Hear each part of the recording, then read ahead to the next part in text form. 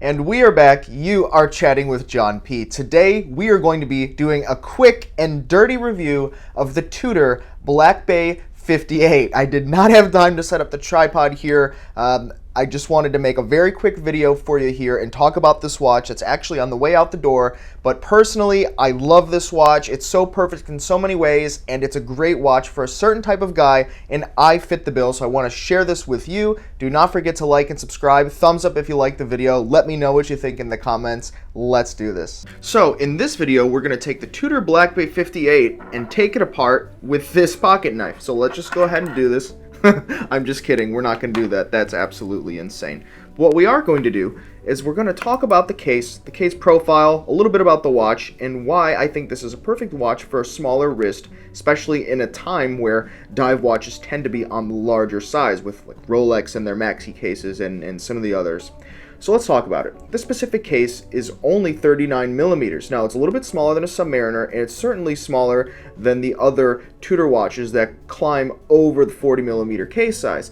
Lug to lug, it's 47.75. So it is much smaller on the wrist than some of the other dive watches in current times, especially Rolex and certainly Tudor. Now, where it really shines for the guys that like the watch, especially smaller wristed men like myself at 6.5 inches, it's only 11.9 millimeters thick. Now, what this means is it's significantly thinner than the other Black Bays. The other Black Bays are about 14.8 to 15, depending on how you measure it. This is much slimmer and thinner on the wrist. Now, I'm just going to go ahead and fix my glove here because it looks a little bit weird. I'm not used to wearing these gloves.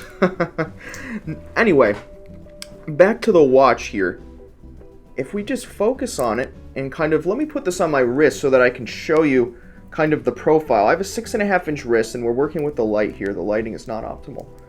It fits perfectly on that 6.5 inch wrist. Now, this could probably climb up to a much larger wrist because, you know, this is modeled after a vintage diver, something like a vintage Rolex Submariner, where the profile and the dimensions were a little bit smaller on the wrist, and so that's what this is modeled after. So if you like that vintage style, the case size and shape and profile really does work for you. But if you're, you know, more inclined to go for something like the Rolex Maxi case, it may not be the watch for you. So let's talk about some of the other case features.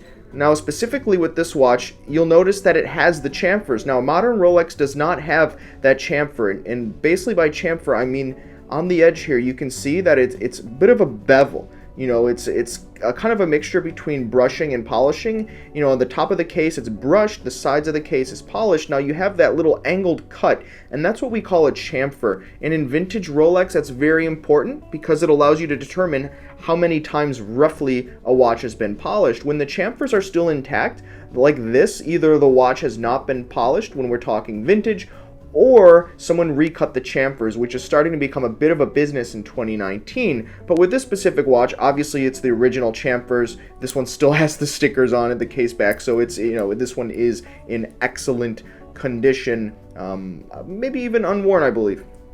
So we have those chamfers, which is awesome to see in a dive watch that's modeled after a vintage dive watch. Now, the other thing that this watch features that all dive watches should is a screw down crown. It doesn't have the Rolex trip lock, but it does have that screw down crown, so that allows this watch to go to 200 meters or 660 feet. Now, that's in tune with the rest of the Tudor dive watch lineup, but in terms of Rolex, it is a little bit less. So for some reason you need to go to those depths in the ocean, I would probably recommend you swing into a Rolex, but if not, this Tudor would be more than sufficient for diving, splashing, or anything else concerning water and water sports. Yes, that's right. So, other things about this watch. It has a domed crystal. It will put it on its side and you'll see that the crystal is domed. It's a sapphire crystal, but it's modeled after something like a vintage acrylic crystal that you would see in Submariners and in some of the other watches, including Datejust, where the crystal's domed, you know, and that's what the acrylic crystals had to do based on their function, their waterproof, and how they fit in the case. The crystals needed to be domed, whereas with sapphire it doesn't. So Tudor goes out of their way to give you that vintage feel, and I definitely and certainly can appreciate that as a vintage guy. Now, we also have on the dial the gilt-esque markers. Now, it's on the bezel and the dial. It's modeled to look like a gilt vintage Rolex. I think that's a nice touch, right? If you can't swing into the budget of a vintage Rolex, you can get something like this that looks and acts and behaves like a modern watch, but also has all these styling cues of a vintage watch that draw a lot of people to it, including the gilt, including the markers, including this bezel. It's a unidirectional traditional dive bezel that Tudor uses, Rolex uses, so many other dive watch manufacturers use this bezel style, and you know, it adds a nice touch with the red 12 o'clock. I think that really sets this watch out and makes it from what could be a bit of a bland layout to having that little extra touch that, in my opinion, adds a lot of uniqueness and specialty to this specific Black Bay watch.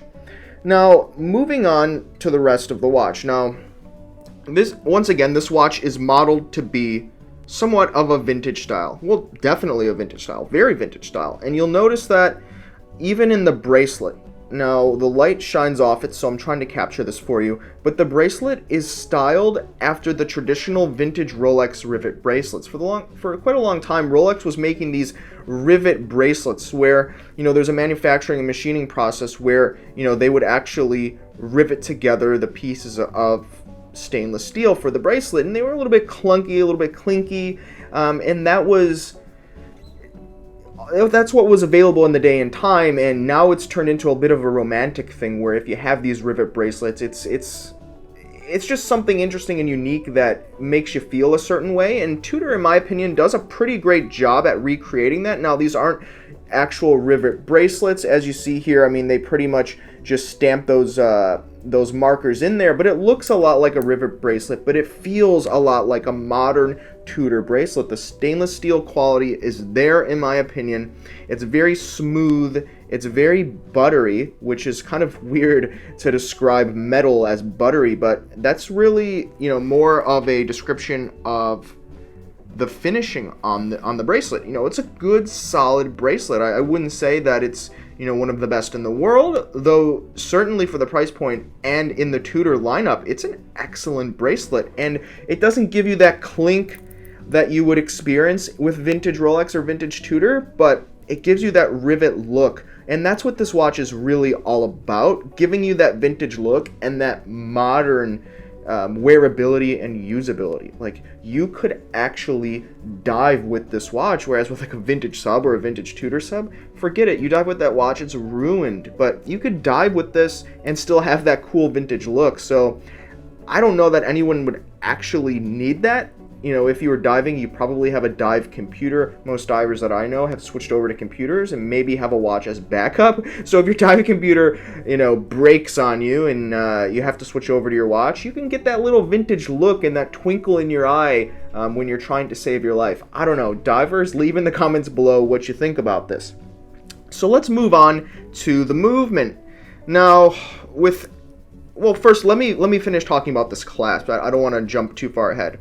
So the rivet bracelet did not have these clasps, by the way. This is Tudor's folding clasp with the lock. Now, it doesn't have like a slide mechanism like, you know, a lot of the Rolexes have used, but it does feature a locking clasp. So if you actually do want to use this watch for sport, for diving, for swimming, something like that, you can feel entirely comfortable wearing it, and the clasp is actually pretty well created. I think that a lot of brands do fall short on the clasp. They might make a nice bracelet, but when it comes to the clasp, you really need to go out of your way to make sure that it performs well. You know, this is a very smooth close. Even with some of my personal vintage Rolex and even some modern other branded watches, the clasp is almost not of importance to them. They almost focus on other things and leave the clasp for last. And so when I see a brand, you know, sure, it's Tudor, so they know what they're doing, but when I see a brand make a very high performing clasp like this, it really clicks into place perfectly. There's no resistance. It's not loose. I like that. I like that a lot, and I think Tudor manages to execute that somewhat perfectly. So now rolling onto the movement. This watch features the new MT5402 COSC certified chronometer automatic movement. Now, I believe Tudor unveiled this movement in 2015, and it's a pretty good movement. Now, prior to that, Tudor was using ETA movements, and they've used ETA movements since the beginning of Tudor. That was the whole idea behind Tudor watches, is that they would take a watch, similar to Rolex, with, you know, like that typical Rolex oyster case with the screw down case back, that water tightness, you know, that profile, and they would put ETA movements in them and put a little bit less work into them, and they would market them as alternatives to Rolex, especially for emerging markets like Latin America and parts of Asia.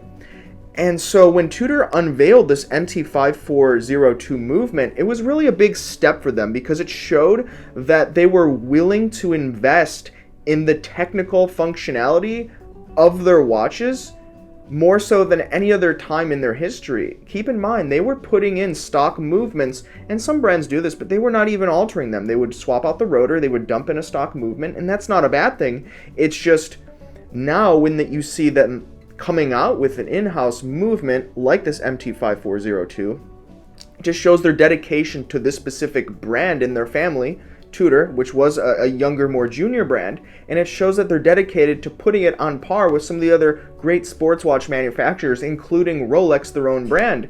So in-house, you see a lot of brands going towards this. It really does show the watch community the dedication to the craft of watchmaking. And when a movement like this, MT5402, it has a 70-hour power reserve, so it's nothing to shake a stick at. It certainly beats a lot of ETA movements and Solitas and some of the other copies of those movements. So it's a solid movement. I'll say that when you look at pictures here, I'll try to dump in a picture of this specific movement. When you look at the picture of the movement, it's rather undecorated, right? It has a very robust and industrial look and feel to the watch. I don't think that that's necessarily a bad thing for sports watches. There's going to be some die-hard watch aficionados, savants, and collectors that say, hey, I want my movements to be decorated even if I don't see it. You know, something like a Patek guy or a Vacheron guy. You know, check out my other videos for information on that. But in terms of a solid, robust, durable sports watch, with a solid non-see-through stainless caseback, do you really need it to be decorated, especially at the under $5,000 price point? No, I don't think you do. You know, there are some watches. I believe the Tudor North Flag had a see-through caseback, and you know, maybe that's one of the reasons the watch never took off, is you could see the rather undecorated movement, and it was kind of like, well, that's interesting, but you know, maybe it hurt it there. I don't know. I'm really speculating at that point. But rolling back into this Tudor Black Bay 58, I just want to put it back on my wrist for those of you who are in the small wrist size bros club with me. You can see that if you are wondering about this, it fits perfectly. It fits perfectly on the 6.5 inch wrist. Look at the profile. I know the camera angling here, we're working on it. It fits perfectly. 39 millimeters. 47.75 top to bottom. This is the watch for the guy that wanted a modern day sports dive watch and couldn't slip his wrist into it or it wasn't comfortable for him. Or if you like that vintage look, the vintage feel, and still want to be able to splash around with that watch without ruining it or messing up the ghost bezel or any of the lume indices by getting that thing wet, this is the watch for you. Unfortunately, we don't have this available at DelRayWatch.com anymore, and they are a little bit hard to get, but if you go to an AD, you can find them. So I just want to leave you with a lasting impression, a couple of shots round trip on this beauty to show you what Tudor's doing with their smaller form factor watches, in-house movement, Tudor Black Bay 58. Don't forget to like and subscribe.